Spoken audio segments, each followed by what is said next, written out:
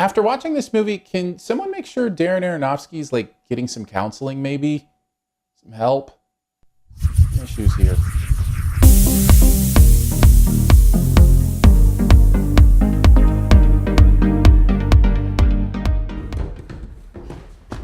What have you done? I'm so sorry.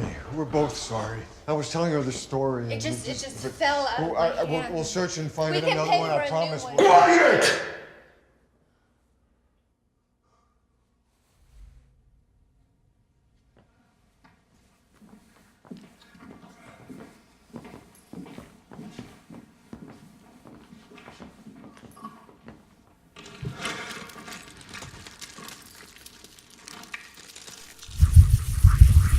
Mother! Exclamation point. Comes from Darren Aronofsky, and it is the tale of a woman played by Jennifer Lawrence and her husband played by Javier Bardem, and what happens as they attempt to rehabilitate their home.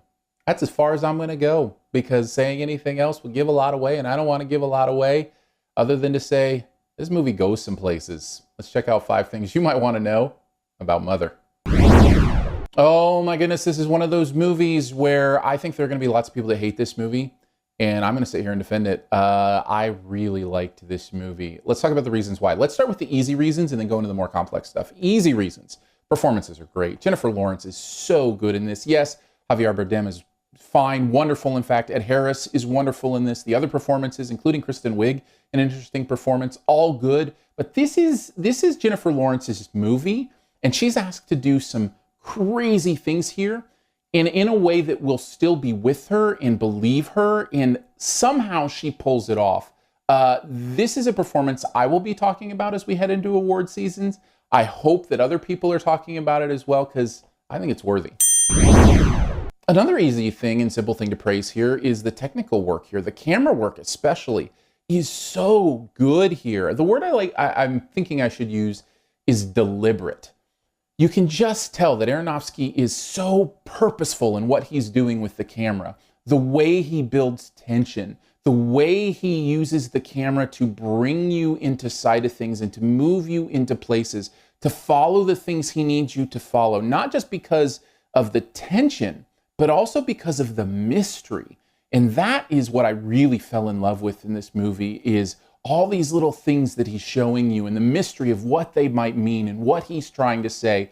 All of that keeps your brain so engaged, at least for me, that I was never bored. And can I just say, what he is attempting to say here is brilliant and personal. You just feel how much it means to him on the screen, not only by what he's saying, but how far he's willing to go in the way that he's painting. I love a good metaphor movie. I said this through Colossal as well, as one of those movies, that the metaphor is so beautiful that it really draws me in. This is the same way. I think the metaphor is pretty obvious here. What's interesting is I've heard others who saw the movie talk about the metaphor being different than what I think it is. So it's one of those movies I think that is up for interpretation, which is fine.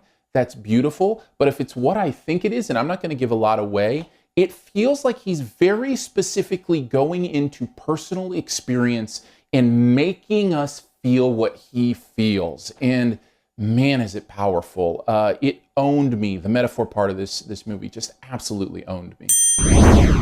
Obviously, when a movie owns me like this, I'm gonna love it, but let me give you a couple things you might not like about this movie. Now, I'm gonna put yellows on these because I actually didn't mind them, but you might. So let's start here. The metaphor can detract from the actual story of what's going on here. The metaphor is obviously king in this movie, and once it takes over, the connection to the story of this husband and wife just doesn't feel the same. And if that's what you're paying attention to and that's what you're excited about, it can especially make the movie feel drawn out. Now, again, I didn't feel that. I was with it the whole time because I love thinking about that stuff. But if you're invested in this couple, in the house, and all that, those kind of things, that might let you down long term. And here's the other reason you might not like it. It's brutal.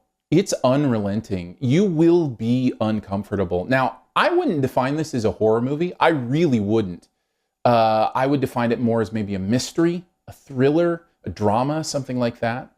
But I will tell you, it goes to some places that you would only expect a horror movie to go, in a very disturbing horror movie to go. Again, not giving anything away other than to say you will be uncomfortable by what goes on here, so much so that the mainstream appeal of this movie, I think, is going to be very low. And, you know, I said at the beginning, I think some people are going to hate this. This is why. I think some people are going to feel like this movie is torture to get through, especially if you're not connecting with the thinking part of it, the metaphor part of it. Overall, though, I did connect with those things.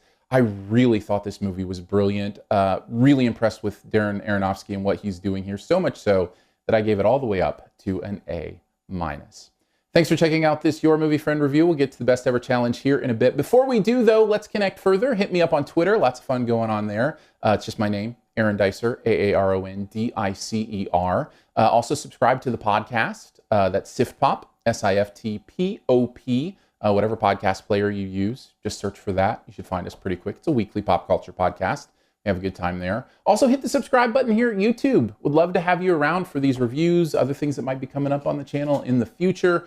All sorts of fun stuff planned, so feel free to subscribe to the YouTube channel, comment, all that kind of fun stuff. And thank you to those of you who are supporting with your dollar bills at patreon.com/yourmoviefriend. Starts at $3 a month, and I can't express how much that means to me that you would support what I'm doing here. So thank you for that. Again, that's patreon.com/yourmoviefriend. All right, on to the best ever challenge, where we name the best movie ever in a particular category. You can try to identify my choice in the comments. I'll give you a clue here. I'd love to see your choice as well. We're going to go with best Javier Bardem movie. Now, I think there's an obvious answer to this, although there may be two obvious answers to this, but I'm not going to have to flip a coin for mine. I know which one it is. Take a guess at mine in the comments. Leave your choice there as well. And as always, here's a few extra seconds to hit subscribe. Click my face.